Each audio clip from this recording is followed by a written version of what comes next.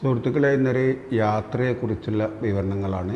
നിലമ്പൂർ ടൂറിസത്തിൻ്റെ ഭാഗമായി നടന്ന ഒരു യാത്ര. ചോളമുണ്ട ബാപ്പു എന്ന കവി സുഹൃത്തും ഞാനും നിലമ്പൂർ മുതൽ എല്ലമല വരെ നടത്തിയ യാത്രയുടെ ദൃശ്യങ്ങളാണ് നിങ്ങൾ കാണുന്നത്. നിലമ്പൂരിൽ നിന്നും വഴിക്കടവിലെത്തി വഴിക്കടവിൽ നിന്ന് ചുരം കയറി ഉള്ള കാഴ്ചകളാണ് നിങ്ങൾ കാണുന്നത്. വഴിക്കടവ് ചുരത്തിലൂടെ നാടുകാണി വരെയുള്ള മനോഹരമായ ദൃശ്യങ്ങൾ കണ്ടുകൊണ്ടുള്ള ബൈക്ക് യാത്ര വലിയ ആസ്വാദ്യകരമായ ഒന്നാണ്. നാടുകാണിയിൽ കേരളത്തിൻ്റെ അതിർത്തിയും കഴിഞ്ഞ് തമിഴ്നാട്ടിലേക്ക് പ്രവേശിക്കുന്നതോടെ റോഡുകൾ അല്പം മോശമായി തോന്നുമെങ്കിലും അല്പം കഴിഞ്ഞ് നാടുകാണി ടൗണും കടന്ന് പിന്നീട് ഗൂഡല്ലൂർ വരെയുള്ള റോഡുകളും മനോഹരമായ യാത്രയൊരുക്കുന്ന ഒന്നാണ്.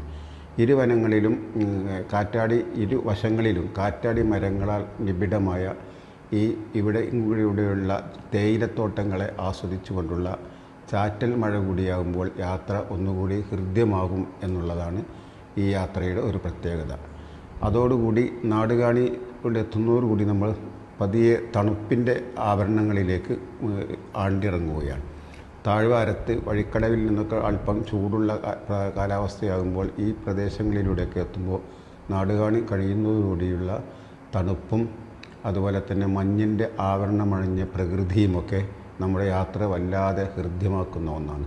അങ്ങനെ ഗൂഡല്ലൂർ ടൗണിലെത്തി. ഗൂഡല്ലൂർ ടൗണിൽ നിന്ന് നേരെ ഊട്ടി റോഡിലൂടെ 1 കിലോമീറ്ററോളം സഞ്ചരിച്ച് പിന്നീട് വലത്തോട്ട് തിരിഞ്ഞ് 28 കിലോമീറ്റർ പോയിട്ടാണ് എല്ലമല എന്ന സ്ഥലമുള്ളത്. ഈ എല്ലമല അവിടെ ചന്ദനമല എന്ന ഒരു ക്ഷേത്രമാണ് അവിടെ ഏറ്റവും മനോഹരമായ ദൃശ്യങ്ങളിലൊന്ന്.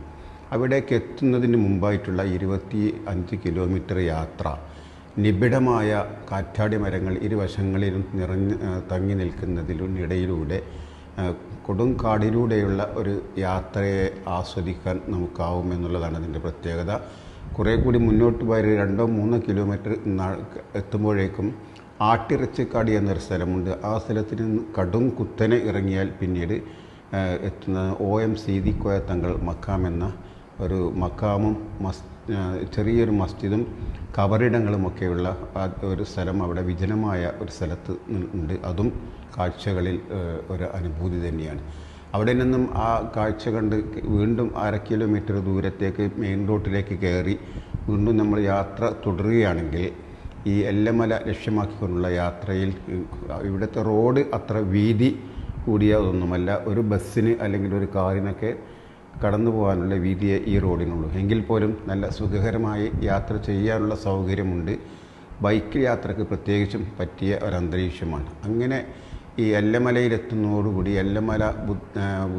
ചന്ദനമല ക്ഷേത്രമാണ് അതീവ ഹൃദ്യമായ കാഴ്ചയൊരുക്കുന്നത്. ക്ഷേത്രം ഉയരത്തിൽ കുന്നിൻ നെറുകയിൽ നിൽക്കുന്ന ക്ഷേത്രവും അതിനു ചുറ്റും മഞ്ഞിൻ്റെ ആവരണമണിഞ്ഞ പ്രകൃതിയെ മനോഹരമായി കാണാനും ക്ഷേത്രത്തിലെത്തിയ ഭക്തരുടെയും അവരെയൊക്കെ സന്ദർശിക്കാനും അത് മഴ കൂടിയാകുമ്പോൾ ചാറ്റൽ മഴ കൂടിയാകുമ്പോൾ യാത്ര ഒന്നുകൂടി ഹൃദ്യമാകും എന്നുള്ളതാണ് യാത്രയുടെ ഏറ്റവും വലിയ അനുഭൂതി. തീർച്ചയായും നിങ്ങൾ പോകാത്തവർ പോയി കാണേണ്ട ഒരിടമാണ് ഈ നിലമ്പൂർ മുതൽ എല്ലമല വരെയുള്ള യാത്ര. എല്ലാം പ്രകൃതിയെ തൊട്ടറിഞ്ഞുകൊണ്ടുള്ള അതിമനോഹാര്യമായ ഒരു അന്തരീക്ഷത്തിലൂടെ ഒരു അനുഭൂതിയിലൂടെ നിങ്ങൾക്ക് യാത്ര തിരിക്കാം എന്നുള്ളതാണ് ഈ യാത്രയുടെ ഏറ്റവും വലിയ പ്രത്യേകത.